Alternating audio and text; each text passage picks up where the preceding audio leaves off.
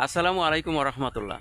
মানবাত্মা কূপের ন্যায় পঞ্চ ইন্দ্রিয় পাঁচটি নালী হিসেবে এই আত্মার মধ্যে প্রবেশ করেছে এবং এটি ঠিক পাঁচটি নালীতে, যেমন একটি কুয়ার মধ্যে পাঁচ দিক থেকে পাঁচ রকমের পানি এসে এই কুয়াতে জড়ো হয় এবং কুয়ার পানিকে দূষিত করে, কাদামাটি জমা হয়। এই পানিকে পরিষ্কার করে বিশুদ্ধ পানি পেতে হলে এই কুয়োর নালীগুলোকে প্রথমে বন্ধ করতে হবে।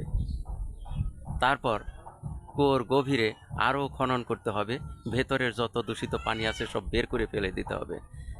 ফেলে দেওয়ার পর আরও খনন করলে গভীর থেকে পরিষ্কার পানি পাওয়া যাবে। ঠিক এরকমই আমাদের এই আত্মাটা এরকমই কূপের ন্যায়। আমাদের আত্মায় এই পঞ্চ ইন্দ্রিয়ের মাধ্যমে যে বাহ্য জ্ঞান আমাদের আত্মার মধ্যে জমা হচ্ছে, এই জ্ঞানকে দূরীভূত করতে হবে, অর্থাৎ বাহ্য জ্ঞান পরিত্যাগ করতে হবে এবং পঞ্চ ইন্দ্রিয়কে প্রথমে বন্ধ করে নিতে হবে। আর বন্ধ করে যখন মূল আত্মার মধ্যে খনন করবে, তাহলেই এই আত্মার ভেতর থেকে পাওয়া যাবে প্রকৃত জ্ঞান, যার নাম মারিফত। মারিফতের জ্ঞান অর্জন করতে গেলে অবশ্যই সবার আগে পঞ্চ ইন্দ্রিয়কে বন্ধ করে নিতে হবে।